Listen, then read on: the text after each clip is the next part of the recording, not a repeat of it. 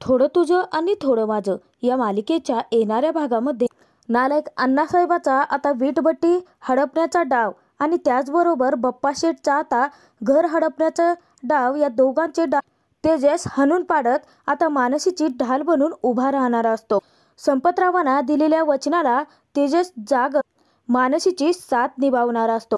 तर इकडे जेलमध्ये जेव्हा तेजस पोलिसांना आता रिक्वेस्ट करत असतो की त्याला संपतरावांना फोन लावायचा असतो, त्याला आता इथे नक्की काय घडलं आहे हे सुद्धा माहिती नसतं. तर त्यानंतर तो पोलिसांना मनवण्यात यशस्वी होतो आणि तेजस तिथे आता पोलिसांना सांगतो की मला फक्त एक फोन करायचा आहे आणि तेजसला काहीही करून आता जामिनावर तरी सुटायचंच असतं. त्यानंतर तेजस आता त्याच्या लक्षात येतं की आपल्या घरच्यांनीच आता माझ्या विरोधात जर कंप्लेंट केली आहे म्हटल्यानंतर त्याच्या घरचे काही स्वतःहून आता त्याला जामीन द्यायला तयार होणार नाहीत. म्हणून तेजस त्याच्या मित्राची मदत घेतो. तेजस पटकन सुयोगला फोन करून बोलावून घेतो. सुयोग त्यानंतर तेजसला जामीन मिळवूनही देतो. जामीन मिळाल्यानंतर तेजस सुयोगला सांगतो की आता काही जरी झालं ना तर मी पटकन आधी संपतरावांकडे जाणार आहे. त्यांची तब्येत खूप खराब आहे आणि मिस मानसी यांच्यासोबत मला राहावं लागेल. इकडे आता ज्या संपतरावांचा तेजस विचार करत असतो तो संपतराव केव्हाचाच गेला आहे हे तेजसला अजूनही माहिती नसतं. त्यामुळे तेजस आता डायरेक्ट पारगावला निघतो. संपतरावावरती अंत्यविधी झाल्यानंतर सगळेच जण अख्खं गाव आता त्याच्या घरी जमलेलं असतं आणि संपतरावांबद्दल एकही व्यक्ती आता चांगला बोलतच नसतो. उलट आता सगळेच जण त्याला नावे ठेवायला लागलेले असतात की काय माणूस होता, स्वतःच्या हाताने स्वतःच्या मुलीचं आयुष्य उद्ध्वस्त केलं त्याने. मनूला ते सगळं काही ऐकवत नसतं, परंतु मनूही तिथे आता कोणाकोणाची तोंड बंद करणार असते. संपतरावना मोठेपणा दाखवण्यातच त्याने स्वतःचं कुटुंब सगळं उद्ध्वस्त केलं आहे. काय पोरीचा आता एक नंबर आला आहे म्हटल्यानंतर तिला 30 लाखाची गाडी काय घेऊन दिली. त्यानंतर अख्ख्या गावाला दाखवायचं, दिखाऊपणा करायचा. त्यामुळे अख्ख्या गावात त्याने लाइटिंग वगैरे केली आणि स्वतःच्याच हाताने आता दागिने खोटे मुलीच्या गळ्यात घालून तिचं लग्नही मोडलं. तिथे एकाचं तोंड बंद होईपर्यंत दुसरा हा संपतरावांच्या मागे त्याच्यावरती चिखलफेक हा करतच असतो. मनूला शेवटी ही गोष्ट सहन होत नाही आणि मनू उठते आणि सांगते की 1 मिनिट थांबा, माझ्या बाबांच्या विषयी मी असलं काही ऐकून नाही घेणार आहे. तुम्ही माझ्या बाबांविषयी बोलत आहात, तेही त्यांच्या घरात थांबू. एक गोष्ट कायम लक्षात ठेवा की माझ्या बाबांनी कधीच कोणाची फसवणूक नाही केली. त्यांनी आतापर्यंत जे काही केलं आहे ना ते स्वतःच्या हिमतीवरती स्वतःच्या कर्तृत्वाने केलं आहे आणि त्या देव माणसाबद्दल तुम्ही मागे अशी चिखलफेक केलेली मी खपवून घेणार नाही.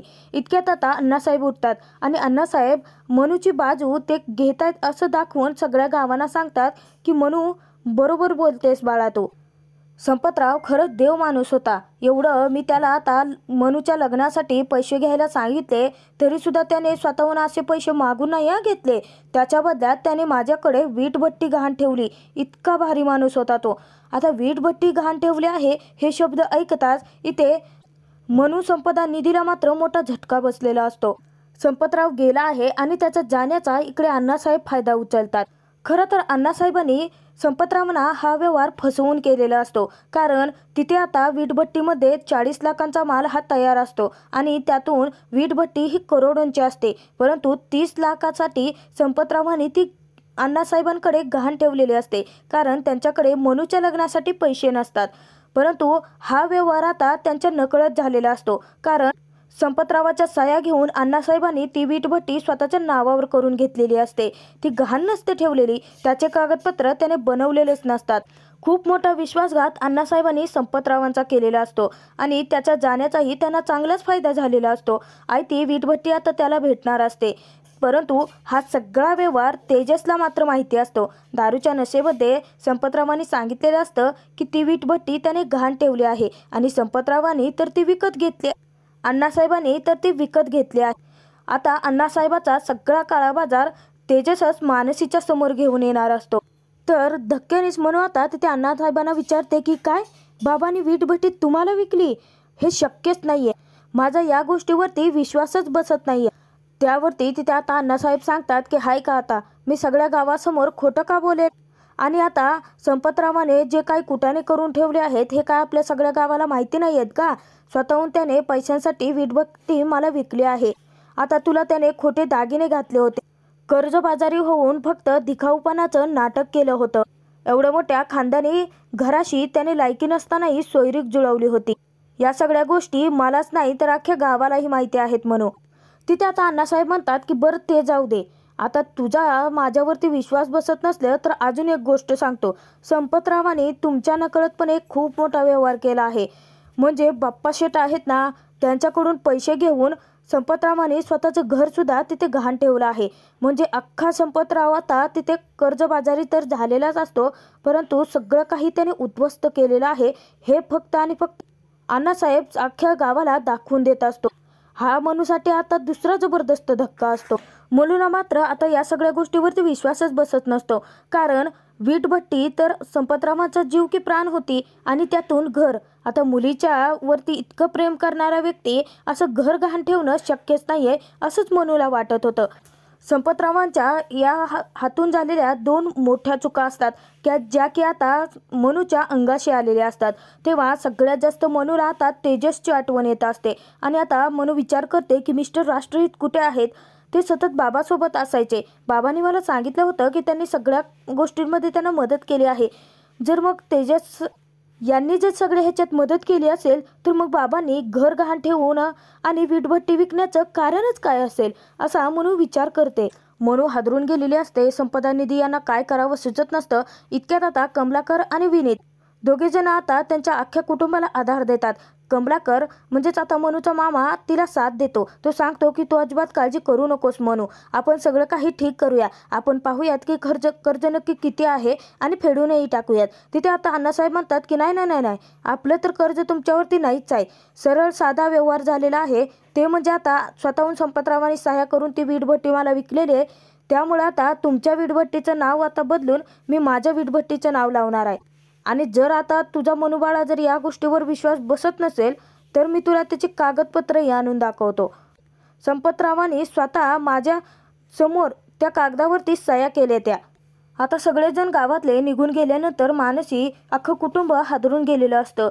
त्यांच्याकडे ताकदच राहिलेली नसते उठून उभं राहण्यासाठी, लढण्यासाठी. परंतु इतक्यात तिथे आता त्यांना हिंमत देण्यासाठी, त्यांची ढाल बनून उभं राहण्यासाठी तेजस आलेला असतो. जेव्हा तेजस समोर येतो आणि संपतराव गेल्याचं त्याला जेव्हा कळतं त्याला मोठा धक्का बसलेला असतो. तर जेव्हा तो घरी आल्यानंतर पहिल्यांदा संपदाकडे पाहतो तर विधवा संपदेला पाहून आता त्याला तिथे अश्रू अनावर होतात. तेजस येता क्षणी आता संपदा खूप हायमुकडून त्याच्यासमोर रडायला लागते. तेजसला आता संपदाला कसं सावरावं कळत नसतं.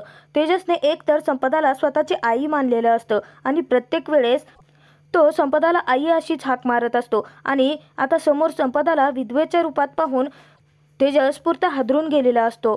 तिथे आता संपदाचा स्वतःवरती दोष घ्यायला लागते. ती म्हणते की तेजसराव, हे सगळं काही माझ्यामुळे घडलं आहे.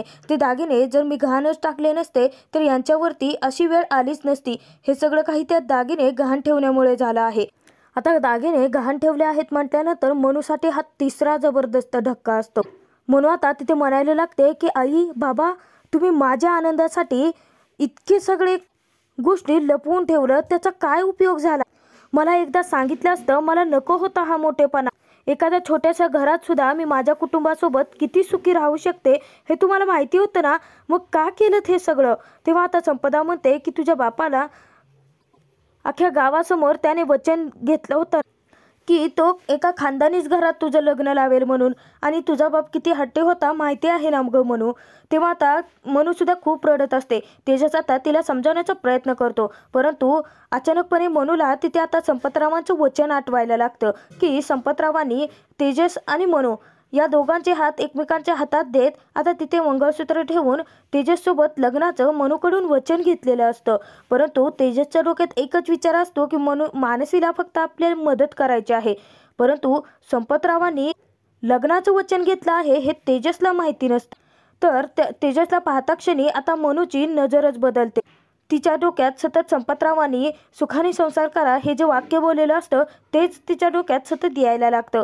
तर मानसी आता तिथे तेजसला विचारते की मिस्टर राष्ट्रहित, काल रात्रीपासून मी तुम्हाला किती फोन केले आहेत, कुठे होतात तुम्ही? तेव्हा आता तेजस सांगतो की मिस लकीच्या मला एक महत्त्वाचं काम आलं होतं अचानक. तेजस तिथे आता सांगतो की कमलाकर मामा, आई तुम्ही अजिबात काळजी करू नका, मिस लकी चार्मचं लग्न दणक्यात साजरं धूमधडाक्यात आपण लावणार आहोत आणि पैशांची तुम्ही अजिबात व्यवस्था कशी करायची याचं टेन्शन घ्यायचं नाही हा आई. तेव्हा आता तिथे मनू विचार करते की यांचं नक्कीच काय चाललं आहे. मिस्टर राष्ट्रहित असे का वागतायत माझ्यासोबत. यांनी आता त्यांच्या समोरच बाबांनी लग्नाचं वचन घेतलं आहे ना, मग हे सगळं काही हे सगळं घरच्यांपासून का लपवतायत. तिथे आता मनू सांगते की अजिबात नाही. ज्या लग्नामुळे माझ्या बाबांचा जीव गेला आहे आणि ज्या लोकांनी आता माझ्या बाबांचा अख्ख्या गावासमोर अपमान केला, त्या धक्क्याने माझे बाबा गेले आहेत. त्यांच्या घरात मला जायचं नाही. त्यानंतर आता मानसी विचार करते की मिस्टर राष्ट्रहित असा का विचार करत असतील. कदाचित यांचं लग्न दुसरीकडे ठरलं असेल का, किंवा आता यांच्या मनात हा विचार नसेल. नक्की यांचा गैरसमज झालाय का. मनूला आता काहीच कळत नसतं. परंतु मनू आता संपतरावांनी लग्नाचं वचन घेतलं आहे हे कोणालाही तिथे कळू देत नाही. तिथे आता संपदा मोठमोठ्याने रडायला लागते आणि ती सांगायला लागते की तेजस साहेब सगळं काही उद्ध्वस्त झालं आहे. तेव्हा आता तेजस विचारतो की उद्ध्वस्त झालं आहे म्हणजे.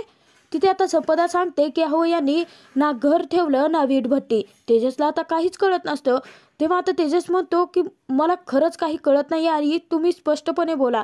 तिथे आता मानसी सांगते की आत्ताच अण्णासाहेब आले होते आणि त्यांनीच मला सांगितलं की बाबांनी वीटभट्टी त्यांना विकली आहे आणि बाप्पा शेठला घर. तेव्हा आता तेजस हादरतो आणि तेजस सांगतो की तुमचं काहीतरी चुकीचा गैरसमज झाला आहे. संपतरावांनी तर मला सांगितलं होतं की त्यांनी गहाण ठेवली आहे, त्यांनी विकली आहे असं नव्हतं सांगितलं. म्हणजे आता संपतरावाच्या वाईट परिस्थितीचा फायदा घेऊन अण्णासाहेबांनी आता संपतरावांनी ते पेपर पाहिलेले नसतात, डिरेक्टली त्याच्यावरती अंगठा लावलेला असतो आणि ते सगळं माहिती न होऊ देता किती मोठा विश्वासघात केला आहे हे मनूच्या तिथे बरोबर लक्षात आलेलं असतं. तिथे आता तेजस संपदा मनूला आधार देतो. तो सांगतो की हे बघा, संपतरावांची इतकी मोठी फसवणूक झाली आहे म्हटल्यानंतर आपण आता गप्प बसायचं नाही आहे. त्यांनी 30 लाखाला वीटभट्टी गहाण ठेवली होती आणि त्याच्यातूनच मिस मानसी यांचं लग्न लावणार होते ते. परंतु तुम्ही काळजी करू नका, घराचं आणि वीटभट्टीचं काय करायचं आहे ते मी बघून घेतो. संपतरावांच्या दिलेल्या वचनाला तेजस जागलेला असतो आणि मानसी तिच्या कुटुंबाची ढाल बनून उभाही असतो त्यांच्या साथीने. तर तेजस मनू या दोघांचं लग्न आता धूमधडाक्यात कसं लागणार व मनू तिथे आता सर्वांना संपतरावांची शेवटची इच्छा त्या दोघांचं लग्न होतं हे कसं सांगणार हे पाहणं खूप मनोरंजक ठरणार आहे. थोडं तुझं आणि थोडं माझं या मालिकेचे पुढील एपिसोड पाहण्यासाठी आत्ताच आपल्या चॅनलला नक्की सबस्क्राईब करा.